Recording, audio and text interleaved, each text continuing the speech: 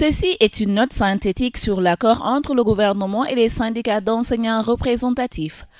L'accord conclu le 26 février 2022 entre le gouvernement et les syndicats d'enseignants représentatifs a porté sur cette mesure. Il s'agit de la revalorisation de la prime scolaire au profit des instituteurs et instituteurs adjoints de 220%. 2. Le relèvement de l'indemnité d'enseignement de 50% à 60%. 3. L'augmentation de l'indemnité de contrôle et d'encadrement à 100%. 4.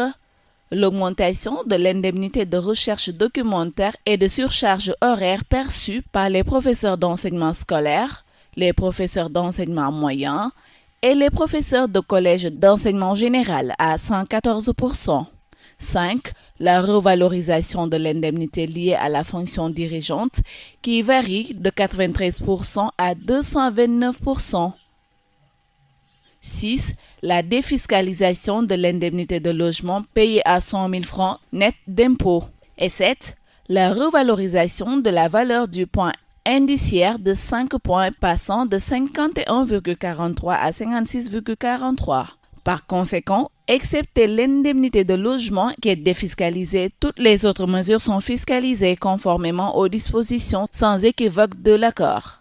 Pour les salaires du mois de mai 2022, chaque enseignant pourra constater sur son bulletin de salaire les rubriques explicites de l'accord ainsi que les montants correspondants au titre de l'année 2022.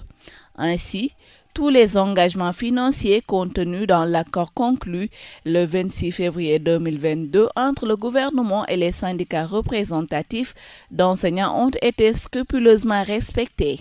Jusqu'ici, aucun dysfonctionnement d'ordre financier d'un quelconque point de l'accord n'a été porté à l'attention des services de la Direction générale du budget du ministère des Finances. Au total, c'est un effort financier sans précédent qui a été fait en faveur des enseignants.